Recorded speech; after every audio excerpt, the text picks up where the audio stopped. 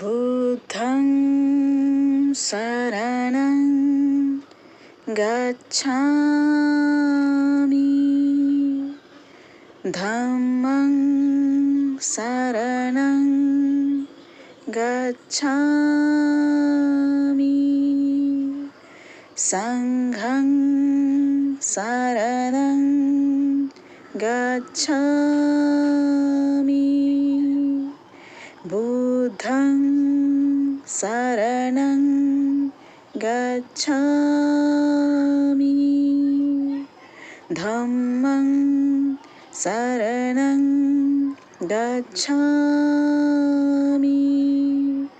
संघं शरणं गच्छामि.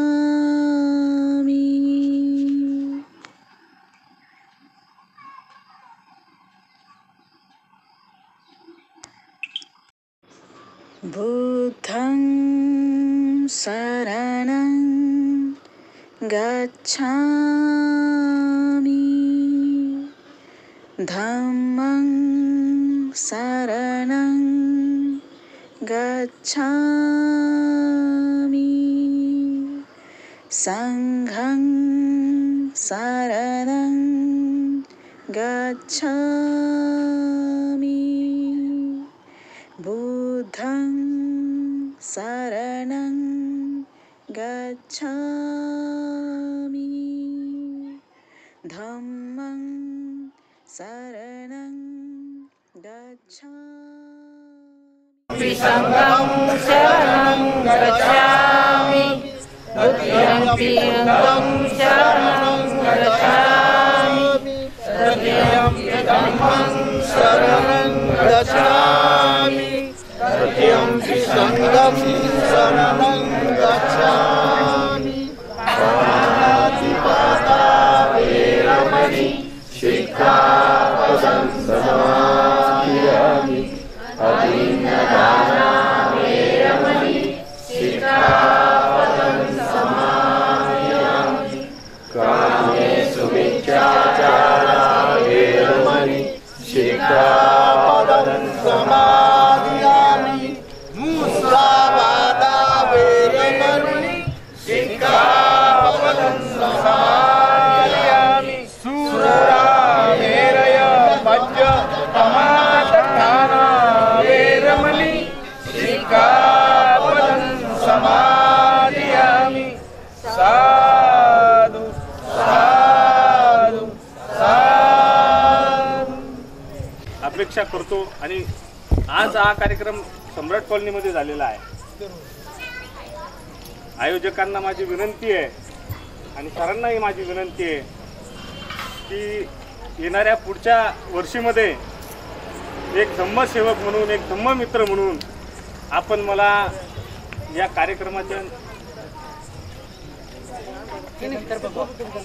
नंबर लागलेले आहेत. कधीच बोलू नको. ठीक आहे, हरकत नाही. आपण सर्व ज्येष्ठ आहात, आपण सर्व माझे ज्येष्ठ आहात.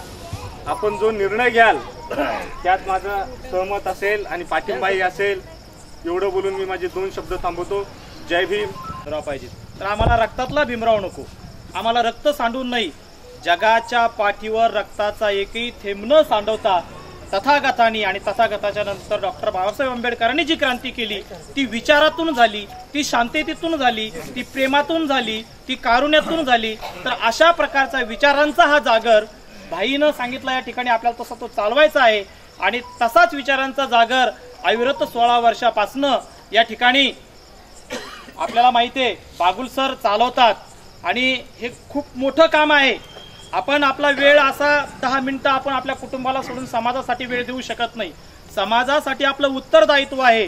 डॉक्टर बाबासाहेब आंबेडकरांनी आपला जो वेळ दिला होता, आपली पोटची पोरं डोळ्या देखत मृत्यू पावले, बाबासाहेबांच्या डोळ्यातून अश्रू येत नव्हते समाजासाठी, ते अश्रू सुद्धा त्यांनी पचवून घेतले. आणि अशाच प्रकारचा त्याग बाबासाहेबांच्या पावलावर पाऊल ठेवून बागुल सर करत आहेत. खऱ्या अर्थाने बागुल सरांचं या ठिकाणी मी म्हणजे आपण किती बोलावं, किती कौतुक करावं हे कमीच आहे. आता या ठिकाणी मी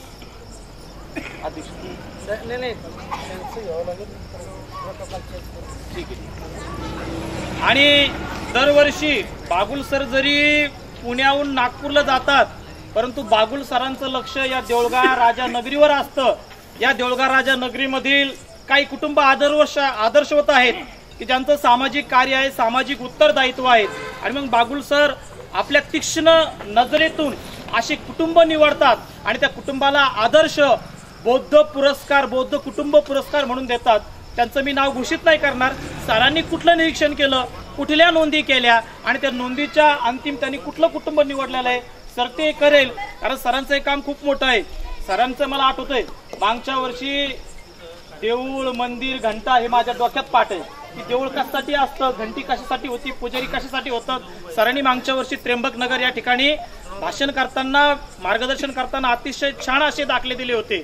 आता आपल्याला तोच विचारांचा जागर पुन्हा एकदा सरांकडून ऐकायचा आहे. पण तत्पूर्वी या कार्यक्रमाचे अध्यक्ष, जे अध्यक्ष समारोप थोडासा प्रोटोकॉल आपण चेंज करूया आणि मी सन्माननीय या कार्यक्रमाचे अध्यक्ष प्राध्यापक दिलीप कुमार झोटे सर यांना विनंती करतो की त्यांनी अध्यक्ष समारोप करावा.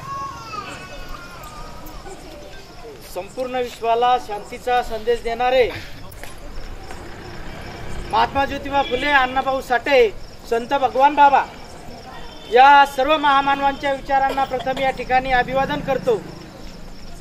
आज थोडा कार्यक्रमाचं नियोजन म्हणा की प्रोटोकॉल चेंज करून त्याच्यात बदल करून मी सरांची माफी मागतो आणि माझ्या अध्यक्षीय म्हटल्यापेक्षा इथं बोलण्याला सुरुवात करतो.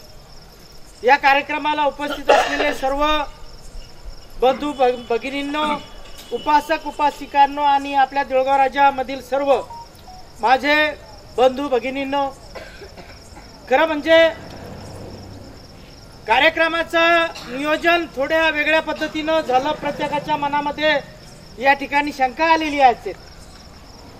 1-1.5 वाजता आपण त्या कार्यक्रमाचं नियोजनाच्या माध्यमातून, अलीकडच्या व्हॉट्सअपच्या माध्यमातून हे थोडं त्याला आपण डिक्लेअर केलं आणि ग्रुपवर टाकलं. ग्रुपवर टाकल्याच्या नंतर लगेच 1-1.5, 2-3 तासामध्ये आपल्या सम्राट कॉलनीमध्ये हा कार्यक्रम होतोय. आणि मला याचा आनंद या गोष्टीचा होतोय की वेळेवर जरी एखाद्या कार्यक्रमाचं आपल्याला नियोजन करण्याचं जर सांगितलं तर आपण चांगल्या प्रकारे सम्राट कॉलनी त्याचं नियोजन करू शकतो. हे आजचं उदाहरण मला या ठिकाणी असेल असं मला म्हणावं वाटतंय. सम्राट कॉलनीचं उद्घाटन म्हणजे सम्राट कॉलनीला नाव देण्याचं सुद्धा त्यावेळेचा नामकरणाचा या कॉलनीचा विधी सरांच्याच हस्ते पार पाडलेला आहे. याचाही सुद्धा आपल्याला गर्व आहे. गवई सरने आले का आपल्या? या ठिकाणी शिवाजायबाई आलेले, त्यांनी इकडं बसावं. तर बाकीच्या गोष्टीकडे न जाता अनावधानानं का होईना आपल्याला संध्याकाळची वेळ या ठिकाणी वकील साहेब मिळाली. खरोखर आमच्या शेवटी काम करत असताना कोणताही एक व्यक्ती हा मोठा नसतो हे प्रत्येकानं डोक्यात घेतलं पाहिजे. माणूस मोठा केव्हा होतो जर समाज सोबत असेल आणि ते कार्यक्रम जर यशस्वी होत असेल तर तेव्हा तो व्यक्ती मोठा असतो. वैयक्तिक व्यक्ती हा मोठा नसतो. आणि सर 12-1-1-1.5 वाजेच्या नंतर अनावधानानं कार्यक्रमाचं नियोजन तुम्ही आणि या ठिकाणी घेतलं. आणि आमच्या ज्या काही महिला असतील, आम्ही कधी अपेक्षा केलेली नाहीये की आमचं नाव इथं आलं पाहिजे, कुठं आलं पाहिजे. कारण जो व्यक्ती समाजाचं काम करत असताना फक्त काम करतो, नावाचं त्याला कधी.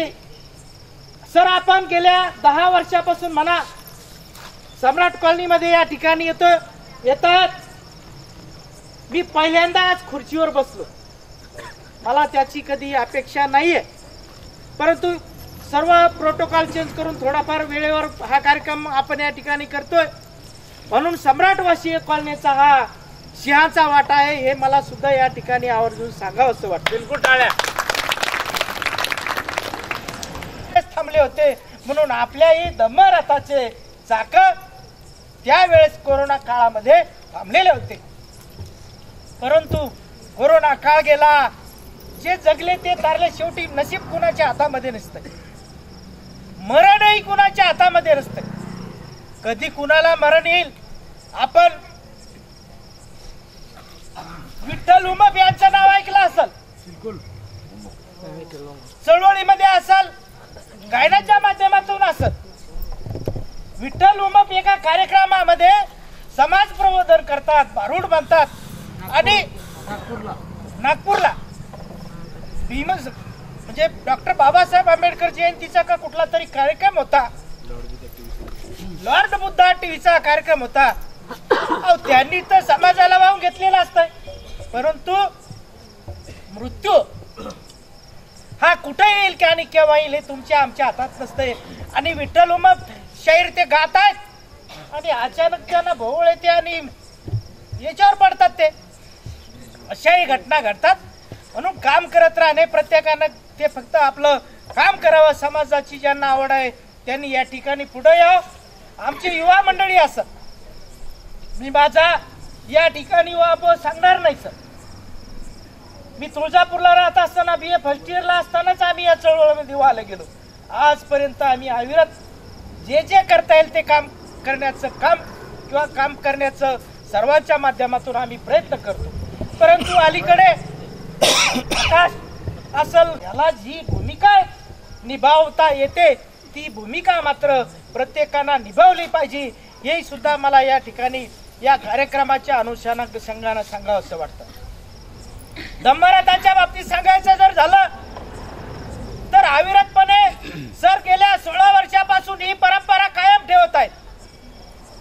प्राध्यापक तिथे चांगल्या पुण्यामध्ये, पुण्याचे जर आपण महाराष्ट्रामध्ये जर विचार केला तर पुणे हा म्हणजे ज्ञानाचं ते केंद्र. त्या ठिकाणी सर, त्या ठिकाणी आपल्या शिक्षकी पेशातून, प्राध्यापकाच्या याच्यातून त्या ठिकाणी भरपूर आहे. आज सरांचा पगार जर बघितला तर आपण तोंडात बोटं घालू. 1.5-2 लाख म्हणा तरी माझ्या अंदाजानुसार 1.5 लाख तरी सरांना पगार बघा. म्हणजे इतका पगार असताना काय गरज आहे. परंतु गरज असली पाहिजे प्रत्येकाला.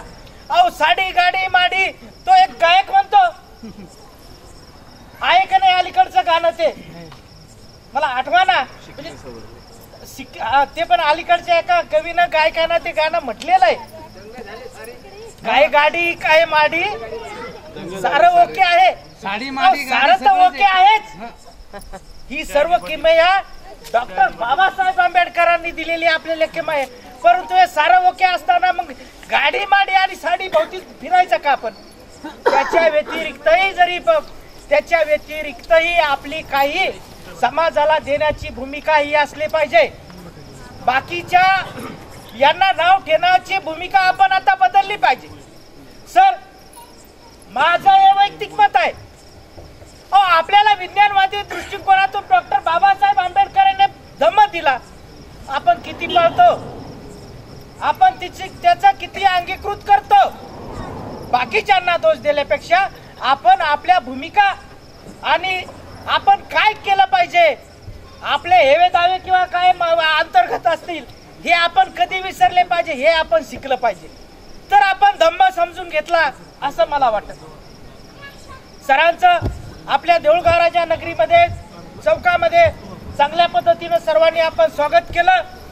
सर्वप्रथम मी देऊळगावराजा सर्व धम्म बांधवांचे आणि सर्व या देऊळगावराजामधल्या सर्वांचं पत्रकार बंधूंचं या ठिकाणी मी खरं म्हणजे शब्द सुमनाने स्वागत करतो. हा कार्यक्रम संपन्न होत असताना सर उद्या तिकडे मार्गस्थ होणार आहे, दीक्षाभूमीला ते जाणार आहे. परंतु सर आमचं यावर्षी नियोजन होतं, आम्ही आपल्याला आमचा काही ग्रुप आपल्या सोबत येणार होतो, आमचे युवक सुद्धा येणार होते. परंतु अनावधानानं काही अडचणी आमच्या समोर आल्यात.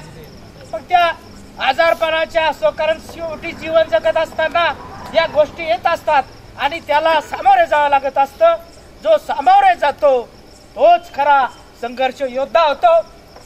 चालत असताना तथागताच्या सुद्धा काय काय प्रसंग आले हे तुम्हाला आम्हाला माहिती आहे. अंगुलीमालाचं जर उदाहरण जर बघितलं तर अंगुलीमाला त्या ठिकाणी हातात काय घेऊन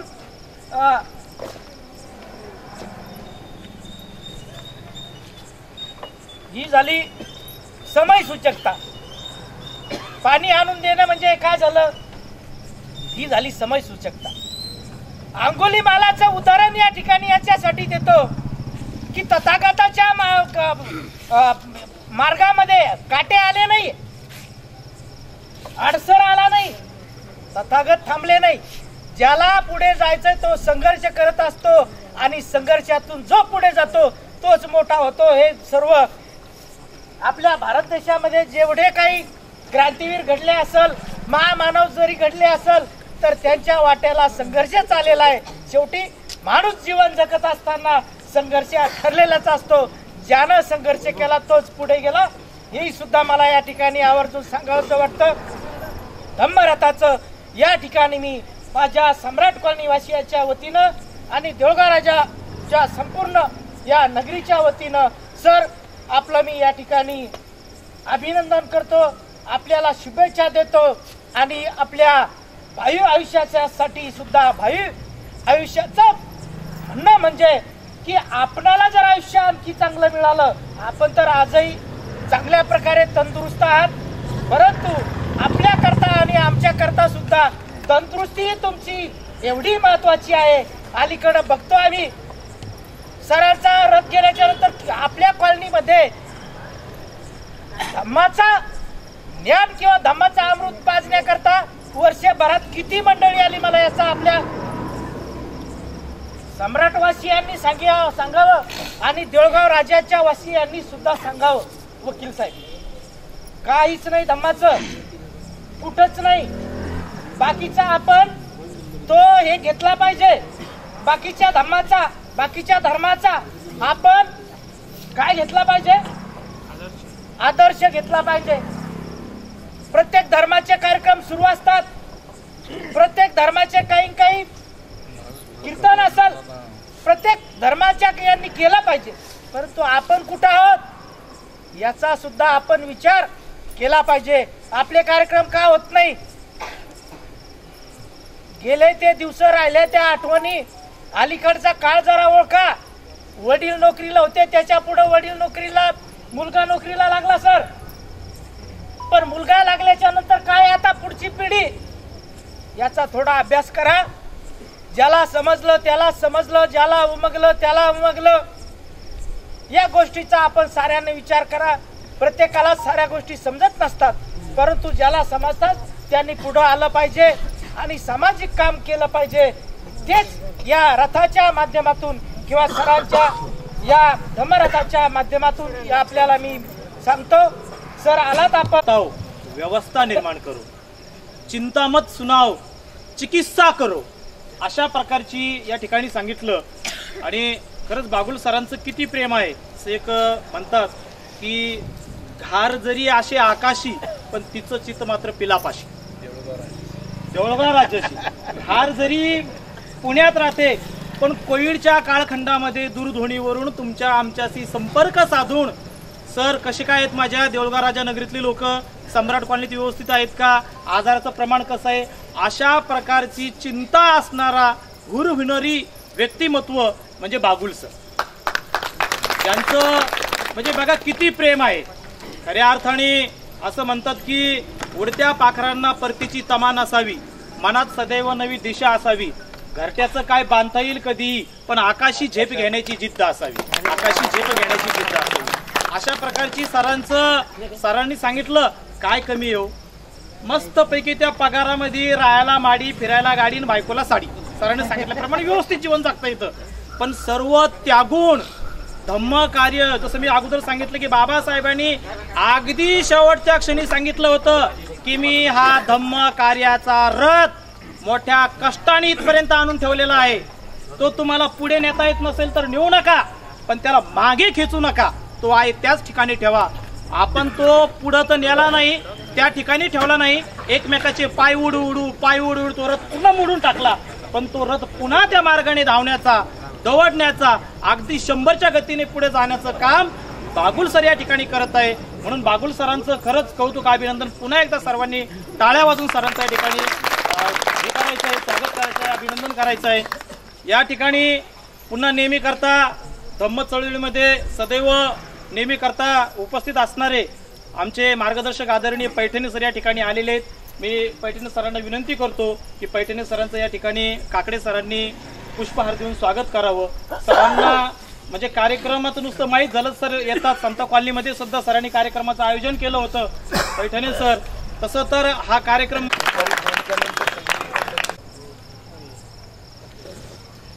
आजच्या या सम्राट कॉलनीमधील सर्व उपासक उपासिका, आजच्या या कार्यक्रमाचे अध्यक्ष माझे जवळचे मित्र दिलीप कुमार जोटे सर, ॲडव्होकेट रवी डोंगरे,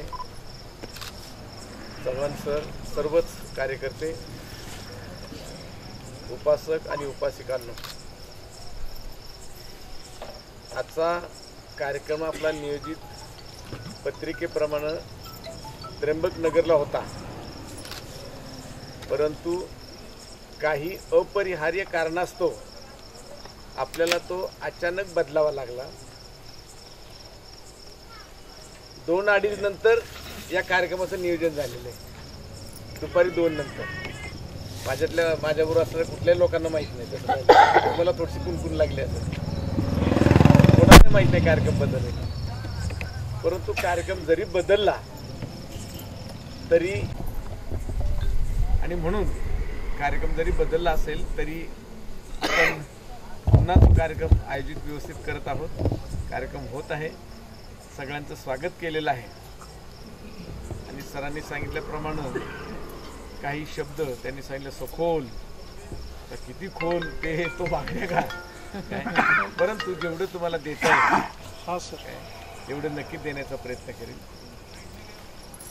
हो हो त्यावेळेला मला वाटतं कोरोनाच्या काळामध्ये मी 2-4 वेळा सरांना फोन केले होते. ॲडव्होकेट येडके, येडकेंना फोन केला होता, डोंगरेंना फोन केला होता. असे 2-4 फोन केले होते. बाबा आपल्या समाजाची अवस्था काय आहे, कारण कोरोना हे फार मोठं षडयंत्र होतं. कोरोना हे फार मोठं षडयंत्र होतं, नीट लक्षात घ्या. जवळजवळ 17,000 कोटी रुपये,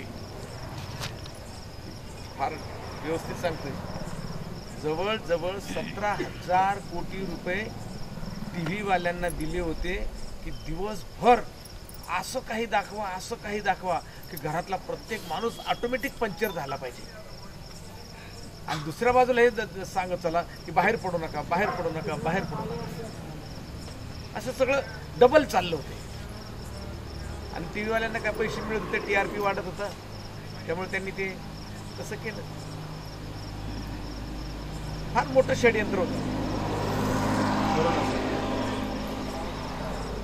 बाहेरचं जग तेव्हा औषधं शोधत होतं, वेगवेगळे देश औषधं शोधायच्या मागे लागले होते. आणि आमचा देशातला प्रधानमंत्री सांगत होता टाळ्या वाजवा, थाळ्या पण वाजवा, लाईटी बंद करा. हा देश कुठल्या मार्गाने चाललेला आहे हेच कळत नाही. कुठल्या मार्गाने देश चाललाय, प्रगतीच्या मार्गाने चाललाय की कुठल्या मार्गाने चाललाय. खरं तर देशाची प्रगती म्हणजे नेमकं काय आहे. आज आपल्या देशात जन्माला आलेलं मूल कमीत कमी अगदी 22,000 रुपये डोक्यावर कर्ज घेऊन जन्माला आहे. म्हणजे आपल्या देशावर कर्ज किती असणार आहे, किती कर्ज असणार आहे, कोणी केलं हे कर्ज. बाबासाहेबांची भूमिका प्रॉब्लेम ऑफ रुपीमध्ये काय होती, रुपया कसा आला पाहिजे आणि रुपया कसा खर्च झाला पाहिजे, ही बाबासाहेबांची भूमिका होती. बाबासाहेबांच्या या भूमिकेवरतीच रिझर्व्ह बँक ऑफ इंडिया स्थापन झाली, हे आपल्याला सगळ्यांनाच माहिती आहे. प्रॉब्लेम ऑफ रुपीवरनं बोलला आहे ना, माहिती निम्या लोकांना माहिती, तुम्हाला नसेल, मला माहिती, त्यांना असेल ना. आता मी बोलू का, परत डिस्टर्ब नाही करणार. आणि केलं तर नाही, केलं तर करणारच नाही.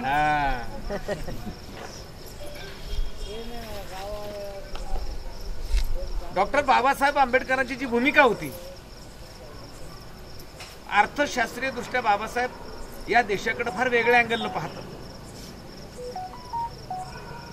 बाबासाहेबांचं म्हणणं हे आहे की अगदी शेवटचा जो माणूस आहे, मग तो आदिवासी माणूस असेल की जो फक्त लज्जा रक्षणापुरता कपडा अंगाला लावतो तो जंगलातच राहतो, बाबासाहेबांचं हे म्हणणं आहे की त्याच्या शेवटची त्याची जी गरज आहे अन्न वस्त्र आणि निवारा, या अन्न वस्त्र आणि निवारा यापर्यंत त्याची जोपर्यंत पूर्तता होत नाही तोपर्यंत खऱ्या अर्थानं या देशाला स्वातंत्र्य आहे असं मला मी मानू शकत नाही.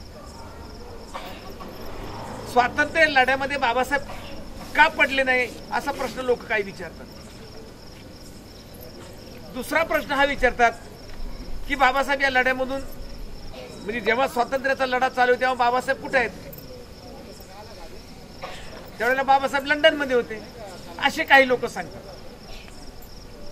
जेव्हा एखाद्या व्यक्तीबद्दल किंवा जेव्हा एखाद्या व्यक्तीच्या मुळात तत्वज्ञानावर जेव्हा ती जग जिंकते तेव्हा त्यांच्या विरोधात काही लोकही उभे राहतात. बाबासाहेबांच्या विरोधात भरपूर लोक होते. त्यावेळेला बाबासाहेब म्हणत होते की मला स्वातंत्र्य जे पाहिजे ते कुठल्या प्रकारचं स्वातंत्र्य पाहिजे, तर या देशातल्या ज्या 6,822 जाती आहेत यांच्या भाकरीची व्यवस्था, शिक्षणाची व्यवस्था, त्यांचं फ्रीडम ऑफ एक्सप्रेशन, बोलण्याचं स्वातंत्र्य, जगण्याचं स्वातंत्र्य, खाण्याचं स्वातंत्र्य, कुठलाही धर्म स्वीकारण्याचं स्वातंत्र्य, या स्वातंत्र्याचं तुम्ही अगोदर काय करणार आहात आणि मग मी स्वातंत्र्याचा विचार करेन. कारण आता इंग्रजांकडनं तुम्ही स्वातंत्र्य घ्याल आणि परत ब्राह्मण क्षेत्रीय वैश्य शूद्र जर करत असाल तर स्वातंत्र्याचा अर्थ काय आहे? मग एका बाजूला स्वातंत्र्य द्यायचं आणि दुसऱ्या बाजूला माणसाची गळचेपी करायची. बाबासाहेबांनी हे मान्य नव्हतं आणि म्हणून बाबासाहेब फार डोळ्यात तेल घालून स्वातंत्र्याच्या काळामध्ये पाहत आहेत या देशाच्या व्यवस्थेकडे. जेव्हा बाबासाहेब इंग्रजांच्या काळामध्ये 3 खात्याचे मंत्री होते, मग देश स्वतंत्र होण्याच्या अगोदर बाबासाहेब इंग्रजांच्या मंत्रिमंडळात 3 खात्याचे मंत्री, त्यांच्याकडे 3 खाते दिली होती. जेव्हा बाबासाहेबांनी नद्या जोड प्रकल्प याच्यावरती विश्लेषण केलं तेव्हा तर बाबासाहेबांना प्रचंड त्रास दिला इथल्या लोकांनी. कारण यांच्या पवित्र नद्या आहेत ना, गंगा, यमुना, गोदा, कावेरी, हे सगळ्या पवित्र आहेत ना. बाबासाहेबांचं म्हणणं होतं की नद्या जोड प्रकल्प जर मोठा झाला तर सगळीकडे पाणी जाईल. पण यांचं म्हणणं असं होतं पण त्या नदीचं पाणी इकडे झालं तर काय, तिकडे अस्पृश्य लोक जास्त राहतात, मग ते घाणपाणी आमच्या या नदीत येणार, ते नदी आमच्या नदीत मिळणार. किती घाणेरडा विचार या देशात झाला. जेव्हा एखादा माणूस हरित देश व्हावा अशा भूमिकेनं जर या देशाकडे पाहत असेल तर त्यांना किती त्रास झाला. नाही बाबासाहेबांचं ऐकलं, तेव्हाही नाही ऐकलं आणि आजही नाही ऐकलं. काल परवा शेतकऱ्यांचा हे झाला होता, संप झाला होता, 1 वर्ष संप चालला होता शेतकऱ्यांचा. या भारतातला पहिला मोठा शेतकऱ्यांचा सत्याग्रह 1 महिना बाबासाहेबांनी कोकणात केलेला आहे. आणि त्यावेळेला बाबासाहेबांनी ज्या शेतकऱ्यांसाठी मागण्या मानल्या होत्या त्या आजही मान्य झाल्या नाही. त्यावेळेला बाबासाहेब हे म्हणत होते की जोपर्यंत या देशाचा पंतप्रधान, प्रधानमंत्री शेतकऱ्याचा मुलगा बनत नाही तोपर्यंत देशाचं काही खरं नाही. या देशाचा प्रधानमंत्री शेतकऱ्याचा मुलगा झाला पाहिजे, तेव्हा त्याला शेतीचा विषय कळेल. मला हा प्रश्न पडतो, बाबासाहेब जर असं वाक्य बोलतात या देशातल्या शेतकऱ्याचा पोरगा जेव्हा प्रधानमंत्री होईल तेव्हा खऱ्या अर्थानं देश स्वतंत्र झाला असं मी समजेल. एकाही मराठ्याला याच्या बाबासाहेबांच्या या वाक्याबद्दल कधीही कळवळा वाटला किंवा नाही वाटला हा एक चिंतेचा विषय आहे. बाबासाहेबांना सगळ्याच बाबतीत उपेक्षित ठेवायचा प्रयत्न केला, इतका उपेक्षित ठेवायचा प्रयत्न केला की त्यांना अगदी फक्त एवढा शब्द वापरला. सरकारी कार्यालयातील बाबासाहेबांचे फोटो पहा, त्याच्या खाली लिहिलेले दलितांचे नेते, दलितांचे कैवारी, काही ठिकाणी दलितांचे नेते. अरे वेड्यांनो, बावळाटांनो, जर या देशाचं संविधान सगळ्याच माणसासाठी आहे, अंबानीपासून तर अगदी आमचा टरबूज विकणारा किंवा हातगाडीवर भजी विकणारा, या दोघांच्याही धंद्याला बाबासाहेबांनी जर सारखीच किंमत दिली असेल, अंबानीचं कार्ड सुद्धा आमच्यामुळेच गेलं ना, बाबासाहेबांच्याच विषयाने गेलं ना, कोणाचे गेले? त्याला व्यवसायाला परवाना. जर अस्पृश्यताच्या बाबतीत जर विचार केला तर साधी गोष्ट तुम्हाला सांगतो सरळपणे, ब्राह्मण, क्षत्रिय, वैश्य, शूद्र, ब्राह्मणांनी हे करायचं, क्षत्रियांनी हे करायचं, वैश्यांनी हे करायचं आणि बाकीच्यांनी सेवा करायची. मला कायम एक साधे अगदी उदाहरण येतात. दोऱ्या तयार कोण करत होता पूर्वी? आंबाडीच्या दोऱ्या तयार कोण करत होता? कोणता समाज? मांग समाज. बरोबर आहे ना? म्हणजे मांगाकडे काय दिलं होतं? दोऱ्या तयार करायचं आणि किरसुने तयार करायचं. स्वातंत्र्याच्या नंतर गरवारे कंपनीने गरवारे वॉलरॉप काढलं दोऱ्याचं. बरोबर आहे ना? मागाचा धंदा कोणी करायला सुरुवात केली? गरवारेने. मग गरवाला मांग म्हणायचं का? नाही.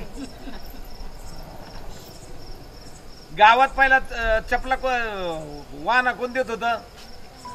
चमार. सगळ्यांच्या.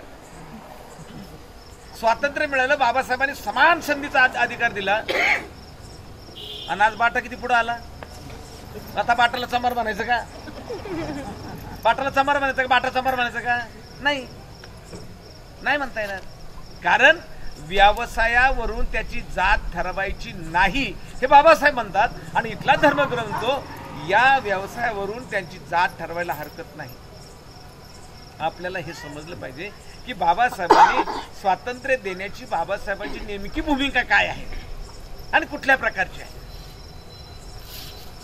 या देशातल्या धर्मग्रंथांमध्ये स्त्रियांच्या बाबतीत अत्यंत अवहेलनात्मक विचार दिलेले, अत्यंत खालच्या दर्जाचे, खालच्या. आणि बाबासाहेबांनी काय दिले स्त्रियांच्या बाबतीत? समतेचा अधिकार दिला ना, समतेचा अधिकार. मग ग्रामपंचायत असो, विधान परिषद असो, विधानसभा असो, लोकसभा असो किंवा राज्यसभा असो, ठरलेल्या जागा आता झाल्या का नाही? ठरलेल्या जागा ना, तिथे काय कोणाचे हे का? वरून आदेश येतो ग्रामपंचायतीच्या इतक्या जागा महिलांमध्ये परत प्रवर्ग, ओबीसी, मागासवर्गीय, ओपन दिलं का नाही बाबासाहेबांनी? बरं त्या ठिकाणी ती आली का नाही बाई? बरं आल्याच्या नंतर कुठल्या बाईने कळालं का आपण बाबासाहेबांमुळे आहोत तिथं? ही गंमत आहे पहा, ही गंमत आहे की आपल्याला ते कळू दिलं नाही. बाबासाहेबांचा जो विषय आहे हा आपल्याला कधीही कळू दिला नाही. आणि त्यांचा जो मनाचा जो त्यांचा जो कोतेपणा आहे, हा कोतेपणा कोणी घडवला? या देशातल्या तथाकथित ब्राह्मण वर्गाने. बाटाशिवाय आणि विषमतेशिवाय ब्राह्मण जन्मालाच येत नाही. ब्राह्मण जन्माला येतो तो विषमतेसाठीच येतो. विषमता हा त्याचा जन्म आहे आणि विषमता हाच त्याचा मृत्यू आहे. त्यांचं हे म्हणणं आहे की समता नकोच. मध्यंतरी एक मोदींच्या काळामध्ये एक आता एवढ्या 2-3 महिन्यापूर्वी एक गोष्ट प्रकर्षाने जाणवते त्यांना की नाही, समान नागरिक कायदा झाला पाहिजे, समान नागरिक कायदा झाला पाहिजे, समान नागरिक, सगळे समान, सगळे समान. तर आम्ही तर त्याच बाजूनेच आहेत, आम्ही त्या बाजूनेच आहेत ना. नको आम्हाला राखीव जागा, नको आम्हाला राखीव जागा, समान नागरिक कायदा. जर समान नागरिक कायदा जर झाला आणि समान नागरिक कायदा म्हणजे ब्राह्मण सुद्धा आमच्या लाईनला आला ना. मग समान नागरिक कायदा झाला म्हणजे ब्राह्मण सुद्धा आमच्या लाईनला आला. मग उद्या या देशातला पुजारी मी सुद्धा होऊ शकतो, कारण देवळामध्ये कोट्यवधी रुपये मिळतात, कोट्यवधी.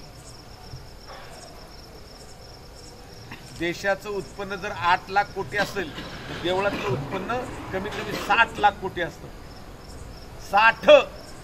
हे सगळा पैसा कोणाला जातो? आता खोरे त्यांच्या फावडे आहेत असे वेगवेगळे लाकडाचे, त्या लाकडाच्या फावड्याने ते जमा करतात नोटा.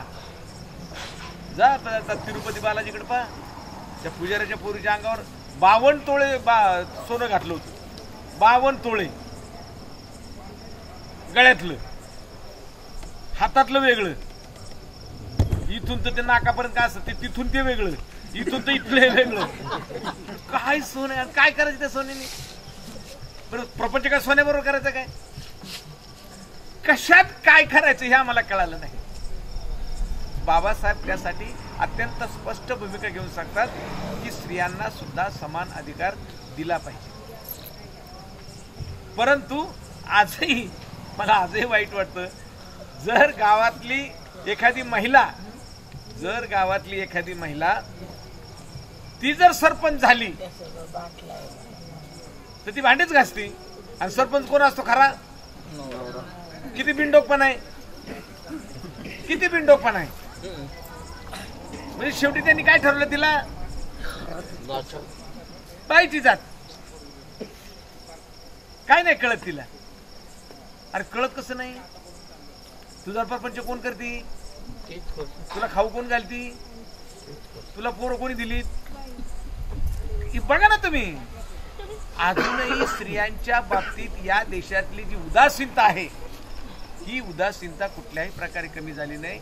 आणि बाबासाहेब आंबेडकर या बाबतीत अत्यंत दक्ष आहेत. बाबासाहेब आमच्या शिक्षणाकडे लक्ष देतात, बाबासाहेब आमच्या स्वातंत्र्याकडे लक्ष देतात. बाबासाहेबांचा कुठलाही विषय घ्या तुम्ही, कुठल्याही पद्धतीचा विषय, बाबासाहेब आम्हाला समजणं किती गरजेचं आहे. काल परवा आम्ही, मला वाटतं कालला नगरलाच होतो नाही का आपण? हो, नगरलाच होतो.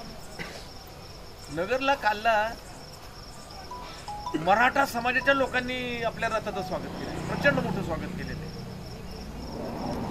आणि त्यातला एक जण त्याच्या अगोदर म्हणला होता की गेल्या वर्षी 2 वर्षापूर्वी आम्ही बागुल सरांना त्या नीलक्रांती चौकातच ऐकलेले. बागुल सरांची भूमिका मराठ्यांच्या बाबतीत आम्ही ऐकलेली आहे. आम्हाला काही जरी झालं तरी बाबासाहेब आंबेडकर आम्हाला आमचे वाटतात, म्हणून आम्ही रथाचं स्वागत करणार आहोत. त्यांनी केलं स्वागत. बाबासाहेबांची भूमिका जोपर्यंत समजत नव्हती तोपर्यंत बाबासाहेबांना फक्त अस्पृश्य म्हटलं जातं. आजही मला वाईट वाटतं की जेव्हा बाबासाहेबांना दलितांचे नेते म्हणतात, दलितांचे कैवारी म्हणतात, हे अजूनही बाबासाहेबांना त्याच ठिकाणी ठेवून पाहतात. कारण यांना इथली व्यवस्था बुद्ध प्रणित नको तर मनुप्रणित असायला हवी, अशी त्यांची भूमिका आहे. एकदा मनुप्रणित झाली की मग काळजीच नाही. आणि त्यांचा तो प्रयत्न चालू आहे. म्हणजे मला वाटतं मी 2012, 13, 8, 9, 10 सुद्धा मी बोललेलो आहे. त्यावेळेला माझा पाय तुटला होता, मी खुर्चीवर बसून बोलत होतो. त्यावेळेला बसताही येत नव्हतं नीट. त्यावेळेला समोरच्या शाळेत झोपत होतो आपण, माहिती आहे, जुनी लोक असतील, या शाळेत झोपत होतो. काय अवस्था होती तिथली सुद्धा.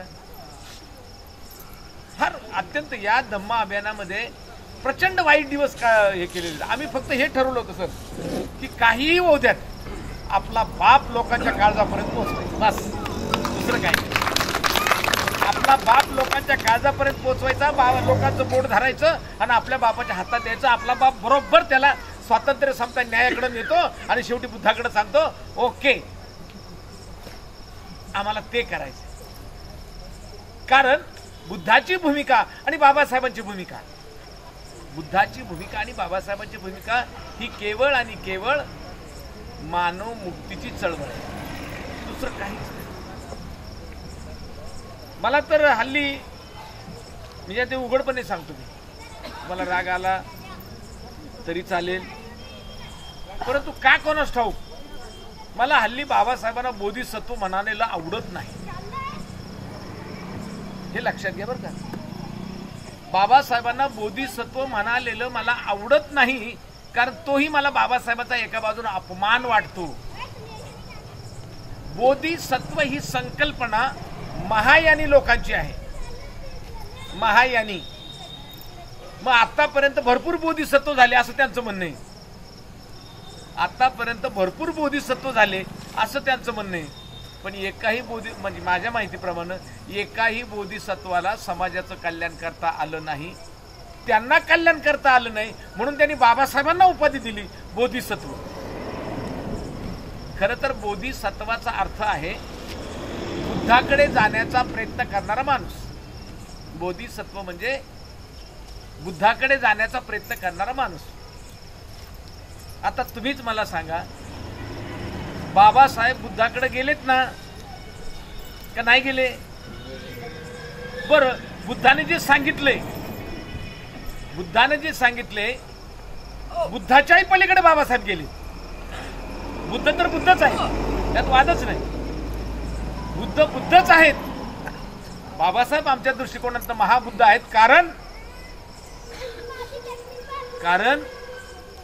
आमच्या अंगाला वस्त्र बाबासाहेबांनी दिलं, आमच्या पोटाची भाकर बाबासाहेबांनी दिली, गाव कुसा बाहेरचं घर गावात बाबासाहेबांनी आणलं.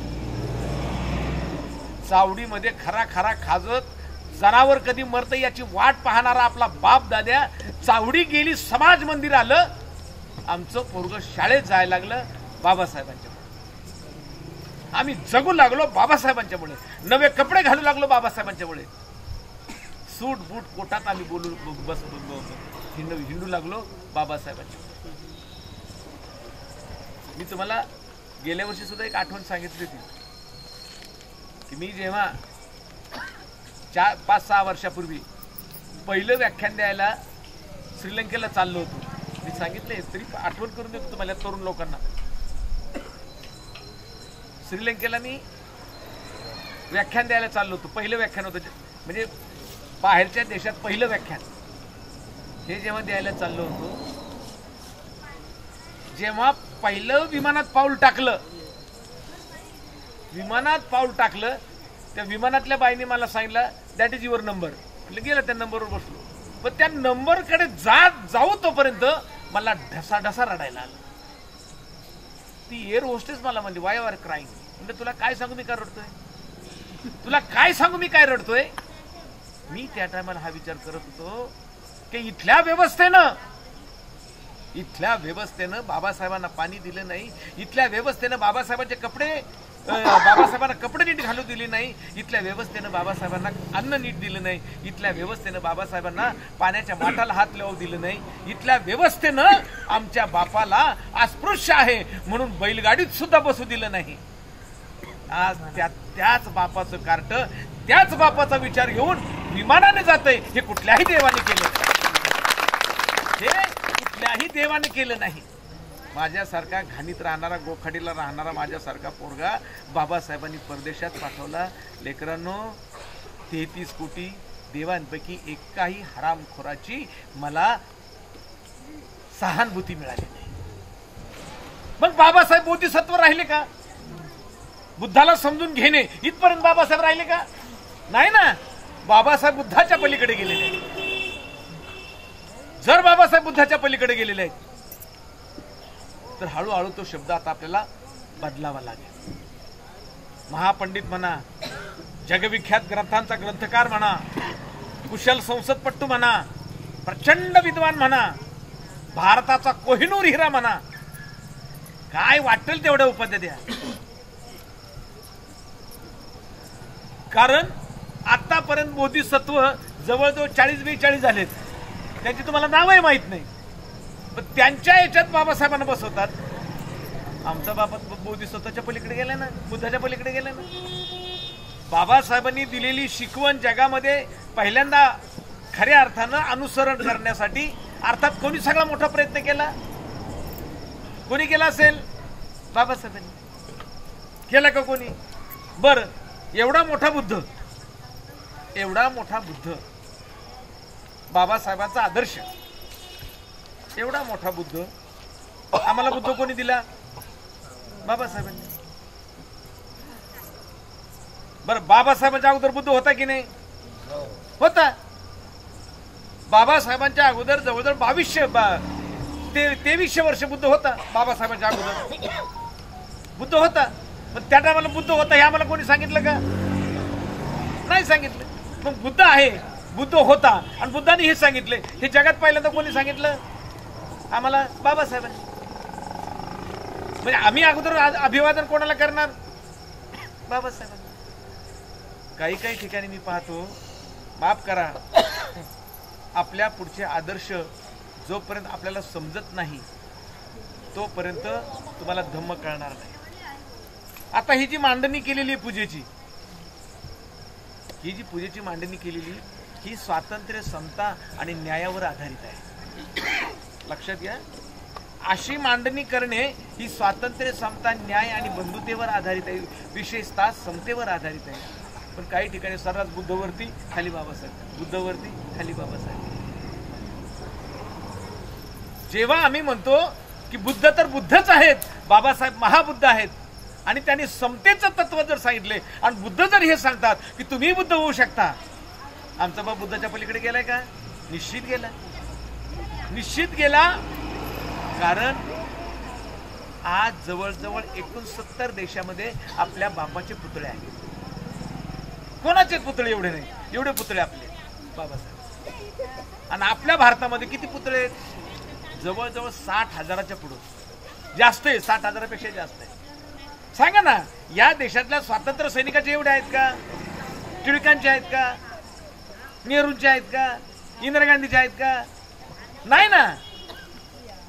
जर भारतात आणि भारताच्या बाहेर जास्तीत जास्त जर पुतळे बाबासाहेबांचे असतील तर बाबासाहेब नुसते बोधिसत्व होते का? तुम्ही एखाद्या बॅरिस्टर माणसाला असा प्रश्न विचारणार का? हा, तुम्ही बॅरिस्टर झाला ते आम्हाला मान्य आहे, पण आम्हाला हे सांगा की तुम्ही मॅट्रिक झालात का? किती मूर्ख आहेत प्रश्न विचारणारे आपण. म्हणजे बॅरिस्टरला आपण हे विचारायचं का ते ठीक आहे म्हणा, बॅरिस्टर तुम्ही झालात, पण ते तुम्ही मॅट्रिक पास झालात का? विचारणारा किती बेअकली. ती अवस्था बाबासाहेबांच्या बाबतीत झालेली, ती अवस्था बाबासाहेबांच्या बाबतीत झालेली. म्हणून बाबासाहेबांना त्यांनी वेगवेगळ्या अँगलनी, कधी दलितांचे नेते म्हणायचं, कधी दलितांचे कैवारी म्हणायचं, आणि खुशाल ते म्हणता म्हणता परत हेही म्हणाले की बाबासाहेबांच्या बरोबर संविधान लिहिताना 5, 6, 7, 8, 10 लोक होते, त्यांनी मदत केलेली. अरे सगळ्यांना माहिती ना, 7 लोक होती, 7 लोकांपैकी एक जण मेलं, ती जागा भरली नाही. एकाचा परदेशी व्यवहार होता, सगळा व्यवसाय, ते कधीच येत नव्हतं.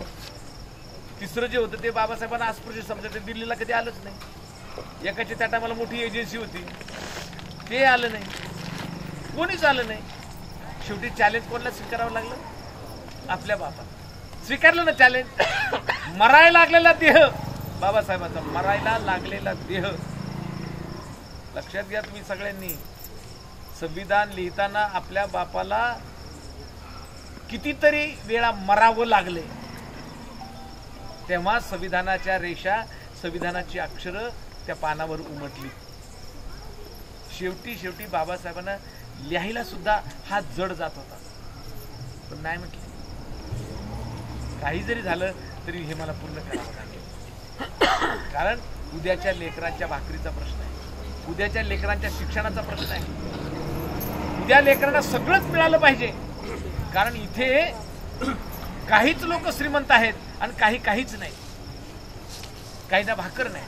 बाबासाहेब या परिस्थितीतून गेलेले, आणि म्हणून बाबासाहेब कुठलीही कृती करत असताना बुद्धाच्या विचाराला अनुसरून असणारी कृती बाबासाहेब करतात. मग आज आम्ही, जर आम्हाला बुद्ध नसून समजला तर आज आम्ही कुठलीही कृती करत असताना बाबासाहेबांच्या विचाराला धरून आणि विचाराला अनुसरून ती कृती करावी. आम्ही हा जो धम्मरथ काढला याची प्रेरणा बागुल सर नाही, याची प्रेरणा माझा बाप डॉक्टर बाबासाहेब आंबेडकर आहे, हे लक्षात. कारण त्या बापानं आम्हाला सांगितलं की तुम्हाला शिक्षण दिलंय, मी तुम्हाला अक्कल दिली, मी माझी अक्कल, माझं अख्खं बॅरिस्टर पण समाजाच्या भाकरीसाठी पणाला लावलंय, आणि मी तुम्हाला शिक्षण दिलंय. लेकरांनो, मी तुम्हाला शिक्षण दिले, तुमच्या शिक्षणाचा एवढा तरी भाग समाजासाठी वापरा ज्ञानाचा. त्या तळमळीपोटी हे काम उभं राहील, बाकी काय नाही. तळमळीपोटी. ज्याला बाबासाहेबांची तळमळ कळेल, ज्याला बाबासाहेबांची तळमळ कळेल, तो माणूस निश्चितपणे समाजाच्या नजरेपुढे निश्चित राहील. काल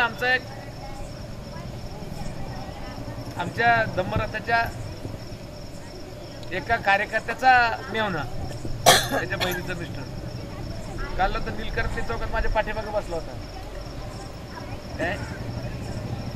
तो हळूच कार्यक्रम संपत आला. तो हळूच मला म्हणला, सर म्हणलं काय आम्हाला फक्त एवढंच वाटत होतं की बागुल सर फक्त व्याख्यान देतात. मग ते आज इथलं वातावरण पाहून फार म्हणलं हे तरी काय नाही, अजून पुढे तर चल म्हणलं. तो आला नाही, तो भाग वेगळा. मला सांगायचं हे की जो बापाचं सत्य नाव घेईल, जो बापाचं सत्य नाव घेईल आणि त्याच्यावरती तो आरूढ होऊन जो जेव्हा काम करल, तेव्हा त्याच्या कामाला कुठल्याही प्रकारचं अपयश कधीच येत नाही, कधीच येत नाही.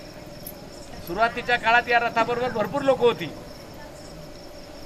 नंतर त्यांना कळलं, अरे आले इथं तर एक पैसा मिळत नाही,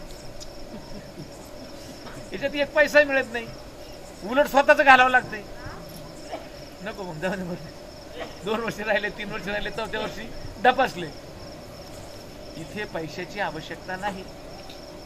इथे तुमच्या मनातली इच्छा कशा पद्धतीनं बाबासाहेबांच्या संदर्भात प्रगल्भत होत आहे याची आम्हाला आवश्यकता आहे आणि ती गरजेची आहे. आम्हाला हे समजलं पाहिजे.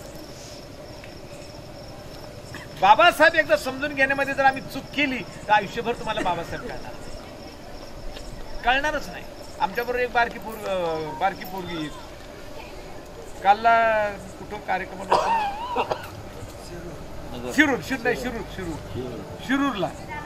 शिरूरला ती बारकी पोरगी रवी गायकवाड, कैलास गायकवाडची पोरगी. ते बारक्या पोरीने मला प्रश्न विचारला, म्हणले आमच्या घरात तुमचा फोटो आहे. बरं, मग तुम्ही कसे काय फोटोतून बाहेर आले? काय उत्तर देणार ते कैलासच्या आहे का नाही? बारकी होती, तुला काय उत्तर देऊ मी? तिच्या बापाला म्हणलं कैलास हिला घेऊन जा आणि हिला तू काय सांगायचं सांग. मी नाही सांगू शकलो. जर तिला काहीतरी मी चुकी सांगितलं तिच्या डोक्यात बसल ना, फोटोतला माणूस येतो बरं का जिवंत असतो. म्हणजे मुलांना उद्या चुकू नाही, मुलांपुढे फोटो असे लावा, मुलांपुढे फोटो असे लावा की त्या मुलांनी त्याला चुकीचं नाही म्हटलं पाहिजे. तोंड वाचणाऱ्या देवीचं जर लावलं ह्या करणाऱ्या पोरग विचारेन ना, एका हातात देवीचं मुंडकं धरले, कोणा तरी एका हातात तलवार आहे, एका इकडच्या 4-5 हातात, ते पोरग सहज विचारेन ना, मम्मी ती पण बाईच आहे ना, म्हणला तिला 4 हात आहे, तुला का नाही? आईने काय उत्तर द्यायचं? आईने काय उत्तर द्यायचं का नाही? तिने म्हणाले का बापाला विचार का नाही? तुम्ही कधीही मुलांना अशा पद्धतीनं प्रेझेंट व्हा, मुलांपुढे अशा पद्धतीने प्रेझेंट व्हा की त्यांच्या पुढे त्यांना उत्तर. आणि मुलं आता हल्लीची फार चौकस आहेत, फार चौकस पोरं आहेत हल्लीची आणि प्रचंड ब्रिलियंट पोरं आहेत. त्या ब्रिलियंट पोरांपुढे तुम्हाला बाबासाहेब नेताना किंवा बाबासाहेब तुम्हाला समजून सांगताना तारेवरची कसरत आहे. पण लक्षात घ्या दुसरी गोष्ट, जर पोराला तुम्ही डुप्लिकेट चेहऱ्यानं वागायचं शिकवलं, परत वाक्य वापरतो, जर पोरांना डुप्लिकेट वागायचं शिकवलं तर तुमच्यावर बुमरँग होऊ शकतं, तुमचा मुलगा बर्बाद होऊ शकतो. कारण त्याला हे माहीत आहे की माझी आई किंवा माझा बाप मला सांगतो आपण बाबासाहेबांचे असे आहोत, आपण बाबासाहेबांचे तसे आहोत, आणि माझा बाप मला मोटरसायकलवर घेऊन गणपती बुडवायला जातो, माझा बाप मला टिपऱ्या घेऊन नाचायला पाठवतो, माझा बाप मला चोरून यमायला ह्याला त्याला येरमाळ्याला घेऊन जातो. पोरगा विचार करतो की नेमकं काय, आपला बाप कोणत्या जातीचा आहे, नेमका आपला बाप नेमका कोणत्या जातीचा आहे. पण आईला प्रश्न विचारावा, आई काय म्हणते, का तुला कळत नाही, झालं एवढंच, कळत नाही. आणि तो विचारतो म्हणजे त्याला काही कळत असेल ना, त्याला कळतंय. तुमचा प्रॉब्लेम काय, तर तुमच्या पोटी जन्मला ना, त्यामुळे तो किती जरी ब्रिलियंट झाला तर तुम्ही काय म्हणणार, तुला काय कळतंय, तुला काहीच कळत नाही, ब्याकली तू.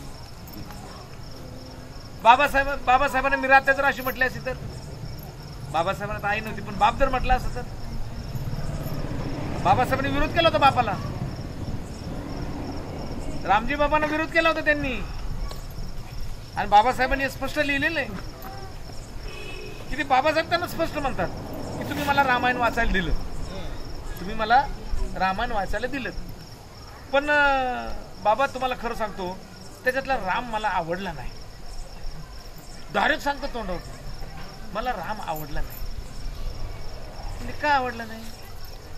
म्हणजे कसं आहे, सीता जवळजवळ 152 दिवस कोणाच्या ताब्यात होती? राम. म्हणजे हो, मग तिला जिंकलं, आणलं. पण ते जिंकण्यापूर्वी तो रावण तिला कुठं घेऊन गेला हे रामालाच माहिती नाही. आणि तो देव आहे ना, त्याला माहित नाही. म्हणजे बरं, मग त्याला पक्षाने सांगितलं. म्हणजे पक्षाला कशी काय भाषा आली? जटायूने सांगितलं त्याला. बरं, एकदाचा पत्ता कळाला तिचा, एकदाचा पत्ता कळाला. मग पत्ता कळाल्याच्या नंतर याने सहजपणे आकाशमार्गे जायला पाहिजे होतं ना.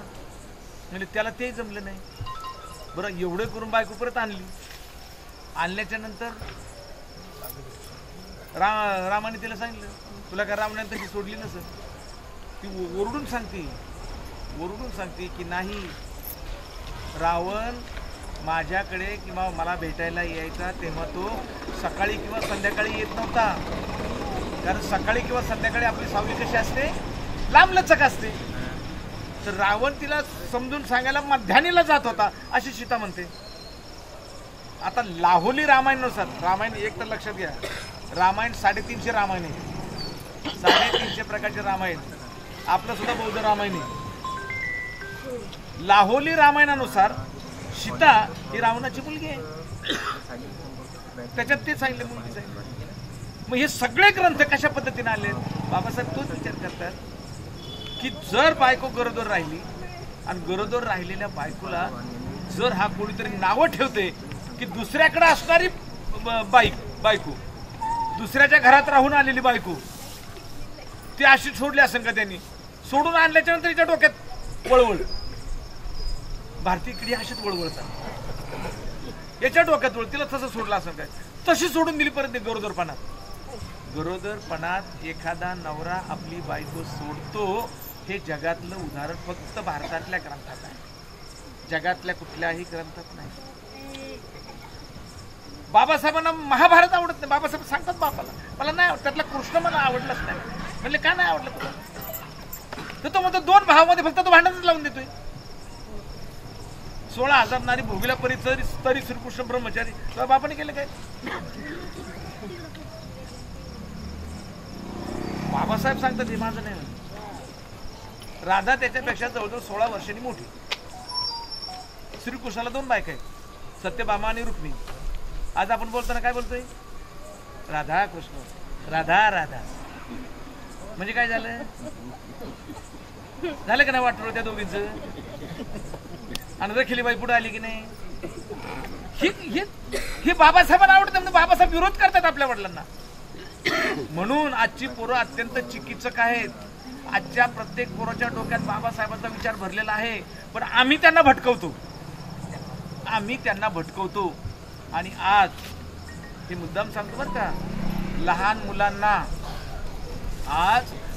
मुलांना बर्बाद करण्यासाठी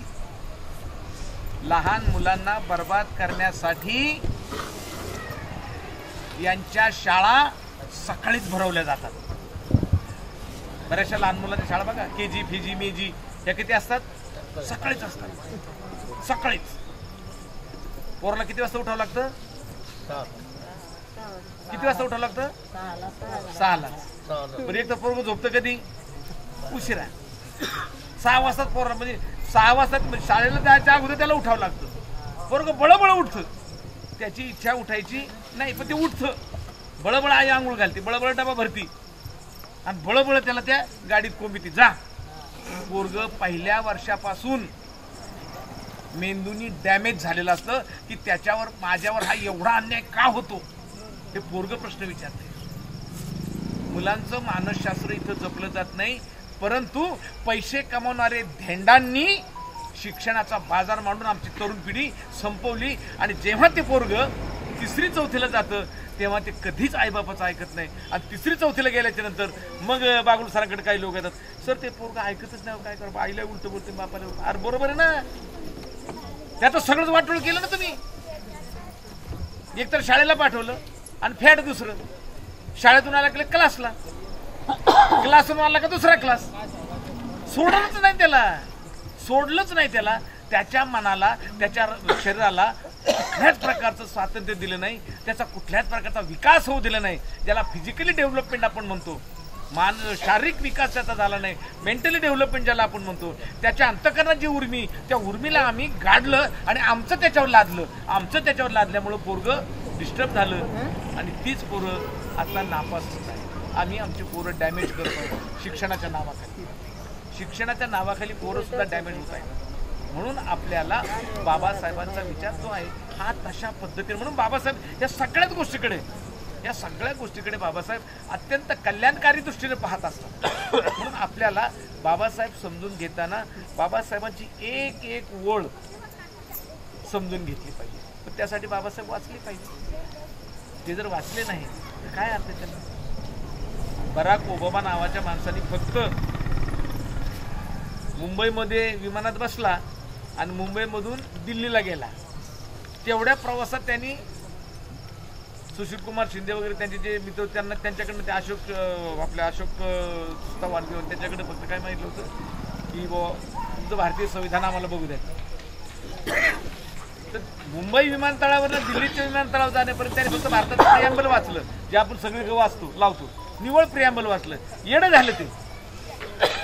आणि त्याच्या देशात गेलो त्यांनी पहिली मोठी जयंती केली बाबासाहेबांची. आज तर बाबासाहेबांची जयंती सगळीकडेच होती. आपल्या बाबासाहेबांना उदू करण्याची आवश्यकता नाही, अजिबात नाही. बाबासाहेब सरळ सांगितलं, मला डोक्यावर घेऊन नाचू नका, मी सांगितलेला मार्ग अनुसरा, त्यात तुमचं भलं आहे. आपल्या देशातले काही येडे लोक, लक्षात घ्या बरं, आपल्या देशातले काही येडे लोक पदावर असणारे, प्रधानमंत्री म्हणा, हे म्हणा ते म्हणा, बाहेरच्या देशात जेव्हा व्याख्याने द्यायला जातात किंवा बाहेरच्या देशाला जेव्हा भेट द्यायला जातात तर तुम्ही ते जे पाहत असाल, त्यांचे हार घातलेत, त्यांच्या पुढे लोक नाचतायत वगैरे वगैरे वगैरे, आणि ते बातमी करून तुम्हाला दाखवतात. तुम्हाला सांगतो 2-2 विमानं भरून इथून माणसं नेली जातात तिथं, हा उदो करायला घ्यायला करा, आणि तेच माणसं हे करतात. आपल्या बापाला ते करावं लागलं नाही. त्याचं कारण आपला बाप ओरिजिनल टॅलेंटेड होता. मग आपली अवलाद कोणाची आहे? ओरिजिनल टॅलेंटेडची. माझ्याकडेच हे काम काय यावं, मीच काय हे काम करावं, असं काही संकेत नाही त्याचे. पण ज्याला बाबासाहेब समजला किंवा ज्यानं समजून घेतला, त्यानं जर हे काम जर केलं तर निश्चितपणे तुम्हाला कुठल्याही प्रकारचं अपयश येणार नाही. एक 2-3 घटना अत्यंत,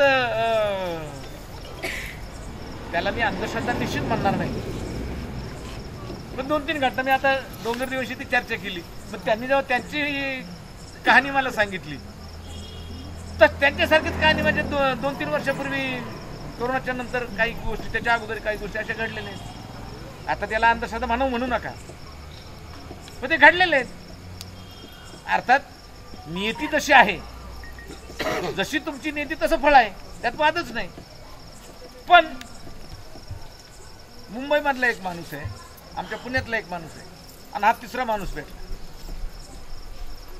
हा तिसरा माणूस मला म्हणला आत्ताच की म्हणलं सर गेल्या वर्षी माझ्याकडे कार्यक्रम होता त्र्यंबकनगरला.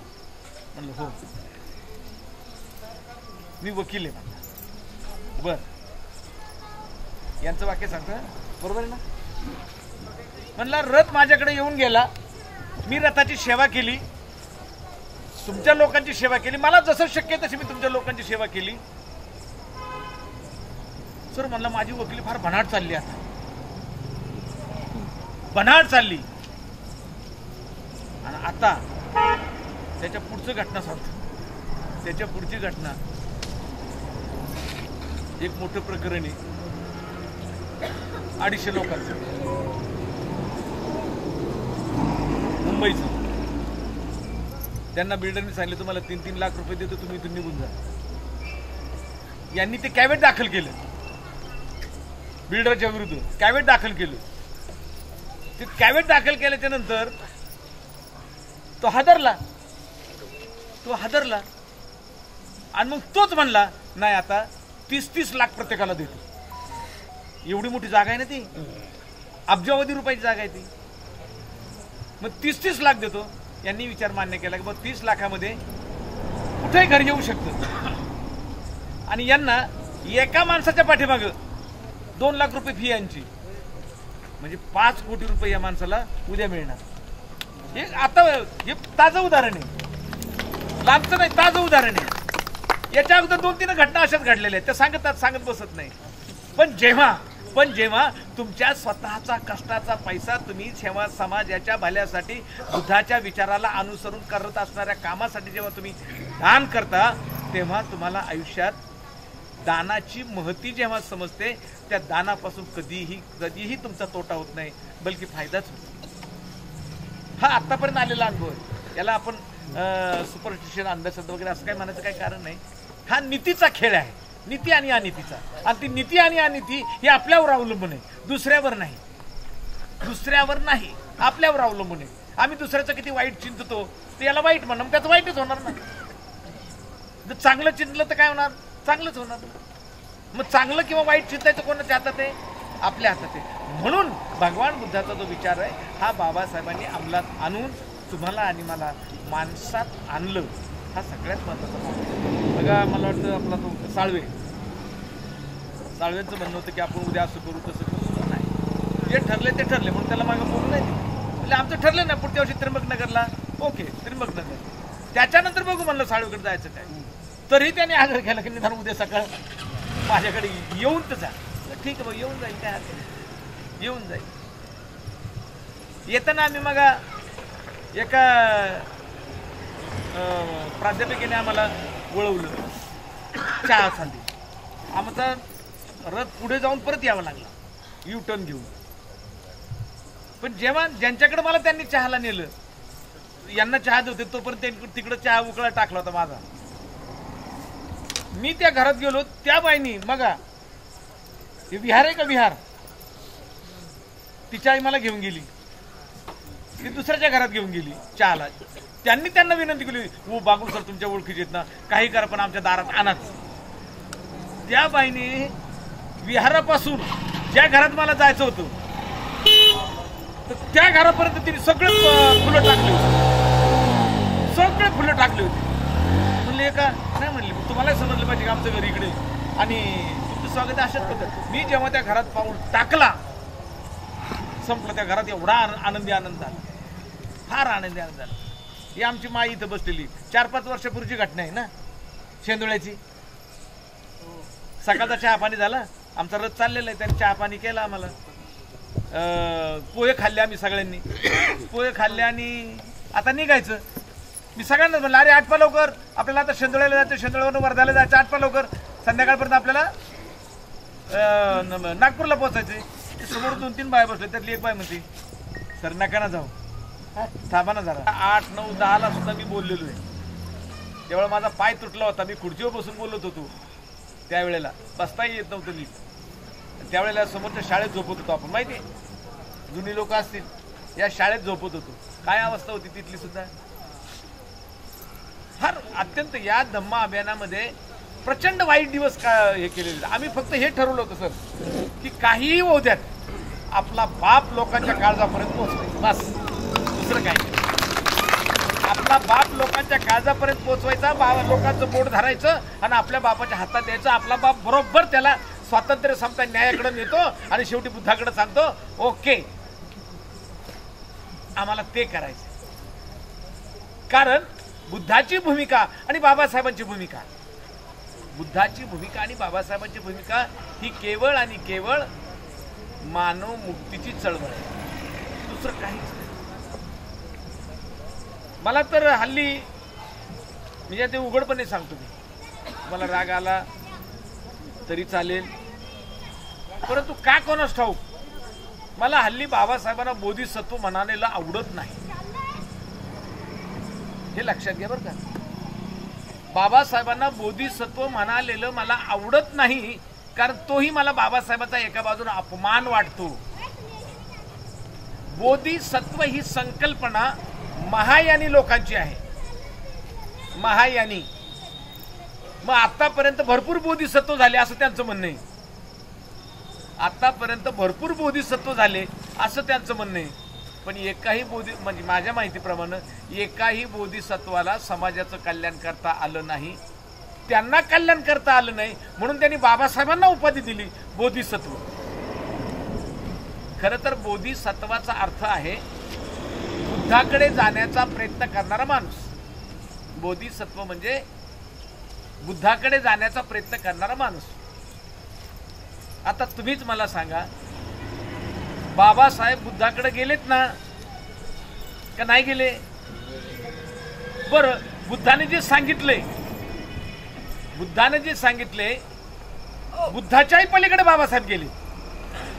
बुद्ध तर बुद्धच आहे, त्यात वादच नाही.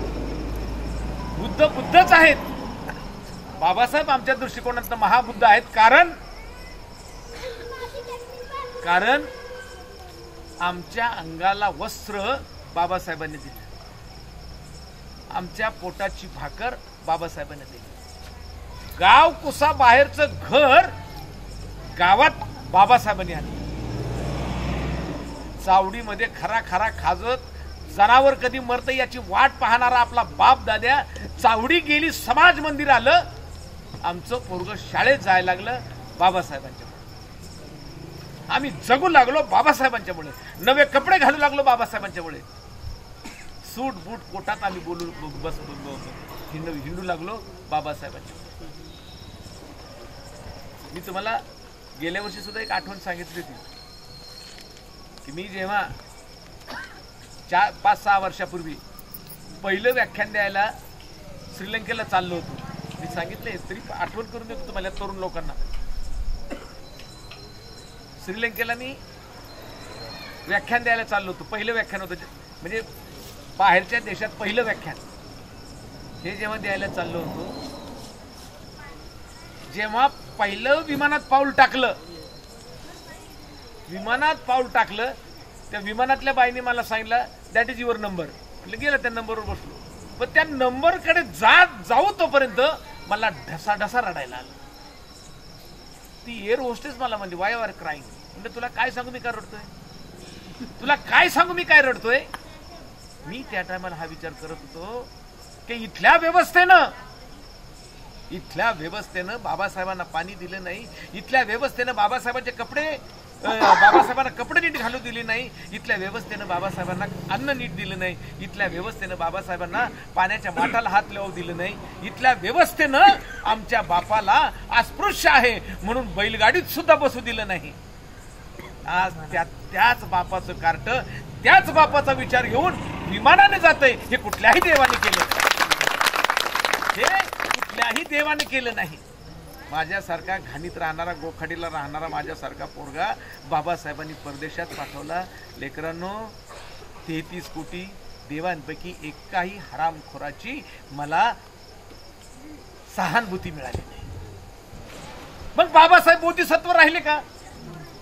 बुद्धाला समजून घेणे इथपर्यंत बाबासाहेब राहिले का? नाही ना. बाबासाहेब बुद्धाच्या पलीकडे गेलेले आहेत. जर बाबासाहेब बुद्धाच्या पलीकडे गेलेले आहेत तर हळूहळू तो शब्द आता आपल्याला बदलावा लागेल. महापंडित म्हणा, जगविख्यात ग्रंथांचा ग्रंथकार म्हणा, कुशल संसदपट्टू म्हणा, प्रचंड विद्वान म्हणा, भारताचा कोहिनूर हिरा म्हणा, काय वाटेल तेवढ्या उपाध्या द्या. कारण आतापर्यंत बोधिसत्व जवळजवळ 40-42 झालेत. त्यांची तुम्हाला नावही माहित नाही, पण त्यांच्या याच्यात बाबासाहेबांना बसवतात. आमचा बाबा बोधिसत्वाच्या पलीकडे गेला ना, बुद्धाच्या पलीकडे गेला ना. बाबासाहेबांनी दिलेली शिकवण जगामध्ये पहिल्यांदा खऱ्या अर्थानं अनुसरण करण्यासाठी अर्थात कोणी सगळा मोठा प्रयत्न केला? कोणी केला असेल? बाबासाहेबांनी केला का कोणी? बरं, एवढा मोठा बुद्ध बाबासाहेबांचा आदर्श, एवढा मोठा बुद्ध आम्हाला बुद्ध कोणी दिला? बाबासाहेबांनी.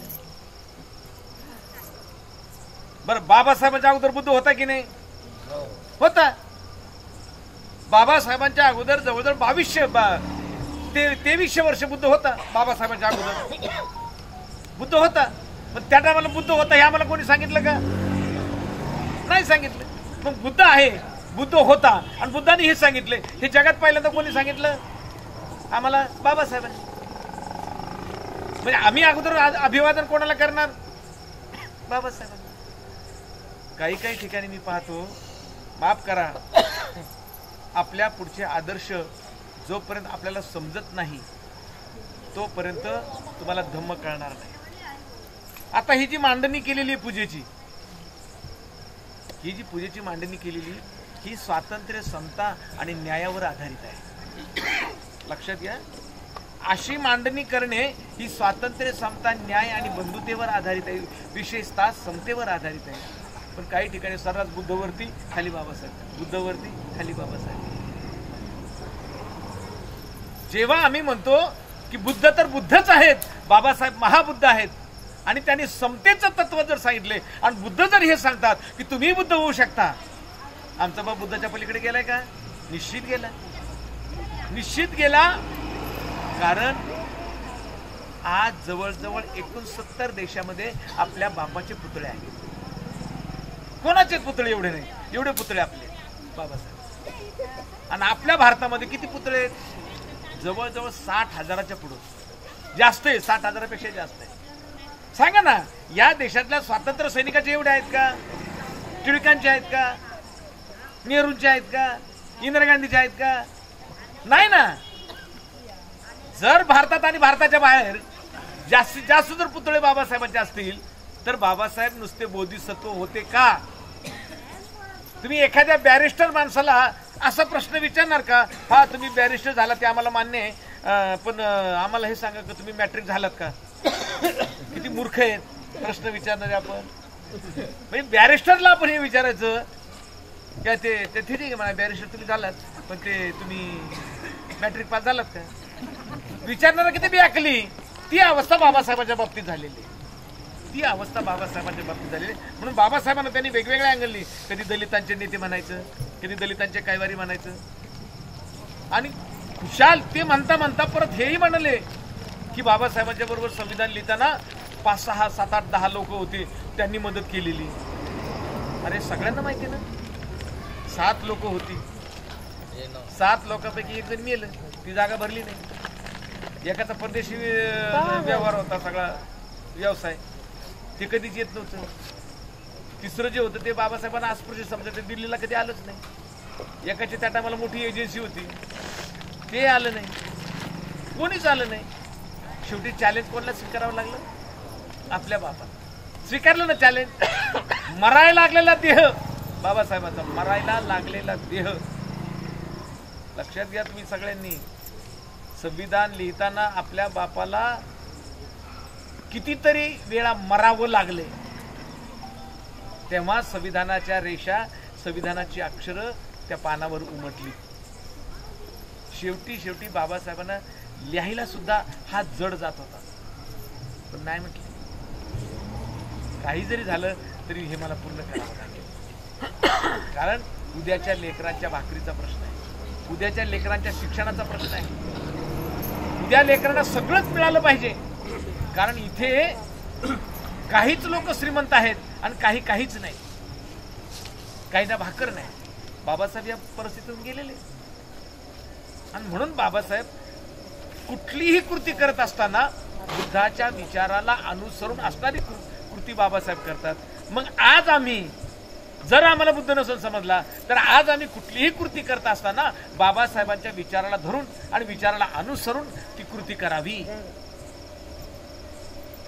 आम्ही हा जो धम्मरथ काढला याची प्रेरणा बागुल सर नाही, याची प्रेरणा माझा बाप डॉक्टर बाबासाहेब आंबेडकर आहे, हे लक्षात. कारण त्या बापानं आम्हाला सांगितलं की तुम्हाला शिक्षण दिलंय, मी तुम्हाला अक्कल दिली, मी माझी अक्कल, माझं अख्खं बॅरिस्टर पण समाजाच्या भाकरीसाठी पणाला लावलंय आणि मी तुम्हाला शिक्षण दिलंय. लेकरांनो, मी तुम्हाला शिक्षण दिले, तुमच्या शिक्षणाचा एवढा तरी भाग समाजासाठी वापरा ज्ञानाचा. त्या तळमळीपोटी हे काम उभं राहील, बाकी काय नाही. तळमळीपोटी. ज्याला बाबासाहेबांची तळमळ कळेल, ज्याला बाबासाहेबांची तळमळ कळेल तो माणूस निश्चितपणे समाजाच्या नजरेपुढे निश्चित राहते. काल आमच्या दम्मरथाच्या एका कार्यकर्त्याचा मेवना, त्याच्या बहिणीचं मिस्टर, काल तर नीलकंठे चौकात माझ्या पाठीमागे बसला होता. तो हळूच कार्यक्रम संपत आला, तो हळूच मला म्हणला, सर म्हणलं काय, आम्हाला फक्त एवढंच वाटत होतं की बागुल सर फक्त व्याख्यान देतात, तर ते आज इथलं वातावरण पाहून फार म्हणलं हे तरी काय नाही, अजून पुढे तर चल म्हणलं. तो आला नाही, तो भाग वेगळा. मला सांगायचं हे की जो बापाचं सत्य नाव घेईल, जो बापाचं सत्य नाव घेईल आणि त्याच्यावरती तो आरूढ होऊन जो जेव्हा काम करल, तेव्हा त्याच्या कामाला कुठल्याही प्रकारचं अपयश कधीच येत नाही, कधीच येत नाही. सुरुवातीच्या काळात या रथाबरोबर भरपूर लोक होती. नंतर त्यांना कळलं, अरे आले इथं तर एक पैसाही मिळत नाही, याच्यात एक पैसाही मिळत नाही, उलट स्वतःच घालावं लागतंय. नको मग 2 वर्ष राहिले, 3 वर्ष राहिले, 4थ्या वर्षी डपासले. इथे पैशाची आवश्यकता नाही. इथे तुमच्या मनातली इच्छा कशा पद्धतीनं बाबासाहेबांच्या संदर्भात प्रगल्भत होत आहे याची आम्हाला आवश्यकता आहे आणि ती गरजेची आहे. आम्हाला हे समजलं पाहिजे. बाबासाहेब एकदा समजून घेण्यामध्ये जर आम्ही चूक केली तर आयुष्यभर तुम्हाला बाबासाहेब कळणारच नाही. आमच्याबरोबर एक बारकी पोरगी कालला कुठं कार्यक्रम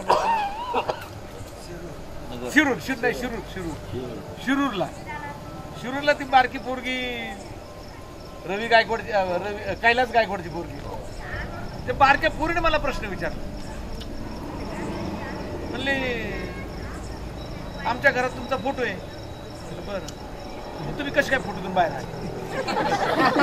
काय उत्तर देणार ते कैलासच्या पोरीला?